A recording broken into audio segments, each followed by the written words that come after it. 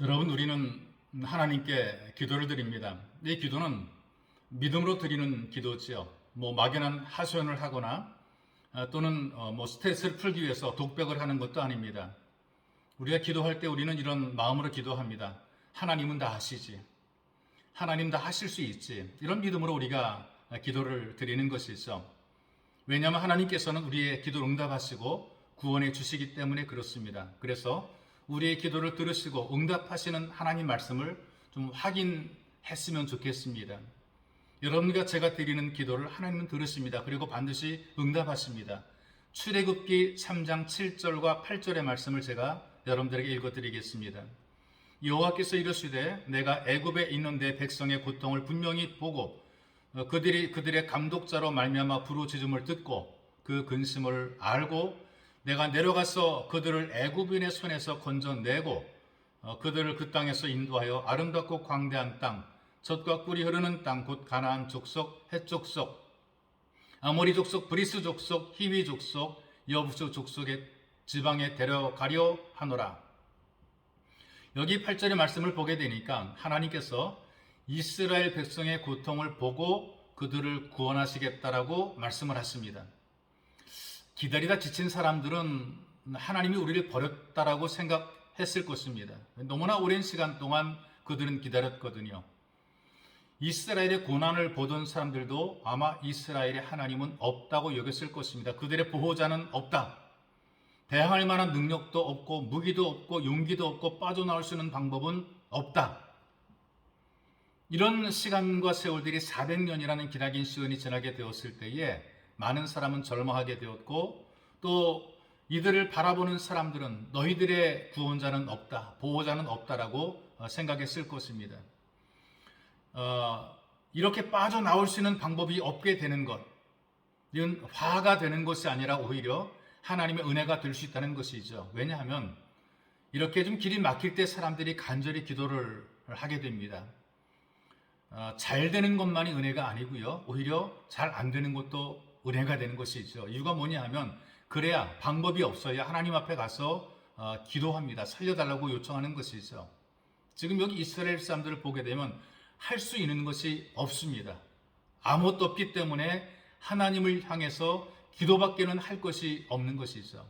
그런데 아무것도 할 수 없는 그들을 하나님이 구원해 주시는 것, 바로 이것이 은혜인 것입니다. 이 은혜를 나타내기 위해서 준비된 모세를 부르시고 이 은혜를 누리게 하시려고 예수 그리스도의 땅에 보내신 것입니다. 세상의 모든 족속이 하나님의 은혜로 나타나신 예수를 믿고 구원의 은혜를 누리게 되는 것입니다. 가끔 아이들 중에 밥을 흘리고 밥을 먹습니다. 여러분, 남의 아이들이 그렇게 나이가 들어도 밥을 흘리고 밥을 먹게 되면 속으로 어떻게 생각합니까?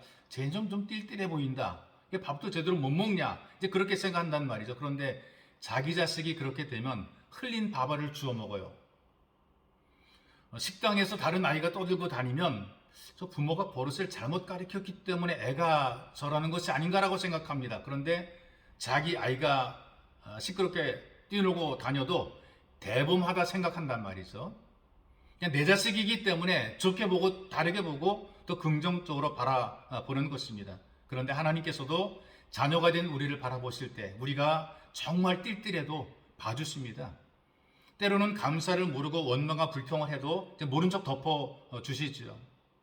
우리가 인생을 살면서 하나님 앞에 얼마나 싸가지 없이 사는지 모릅니다. 그러나 그럼에도 불구하고 회개하면 불쌍히 여기시고 다 덮어주십니다. 모든 것들이 하나님의 은혜였어요.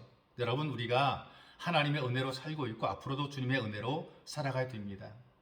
이렇게 하나님께서는 가능성이 전혀 없는 이스라엘을 구원해내셨어요. 그 방법이 하나님이 내려오셔서 애굽인의 손에서 건져내시겠다라고 말씀을 하십니다. 실제로 하나님께서는 그들이 신으로 섬기는 우상들을 멸하는 10가지 재앙을 내리셨죠. 이 10가지 재앙을 통해서 하나님의 살아계심을 보여주고 그들이 믿고 섬겼던 우상들의 그 어리석어 우상들의 무능을 하나님이 깨닫게 만들어 놓으셨습니다. 그리고 오갈 데 없는 이스라엘 자손들을 대대로 머물 수 있는 그들의 자리를 만들어 준다라고 약속을 하셨습니다. 그것을 성경은 젖과 꿀이 흐르는 땅이라고 표현하고 가나안 땅으로 부르고 있습니다. 이런 성경의 기록 속에 우리가 기억할 것이 있습니다. 하나님께서는 반드시 응답하신다. 이스라엘의 구원이 어느 날 갑자기 임한 것이 아닙니다. 400년이라는 기나긴 세월 동안에 그들은 오래도록 기도했습니다. 그들의 조상이 기도했고요. 할아버지와 아버지가 기도했어요. 여러분, 모든 부모들은 자기의 자녀를 위해 간절히 기도하죠. 그런데 부모가 바라볼 때에 자기의 자녀와 자기의 손자와 손녀 후손들이 태어나서 앞으로 살 길이 막막한 것은 계속해서 노예로 살 수밖에 없다는 것입니다. 그래서 이런 노예의 삶에서 벗어나게 해달라고 간절히 기도한 것이죠. 오랜 세월 기도했음에도 불구하고 여전히 노예입니다.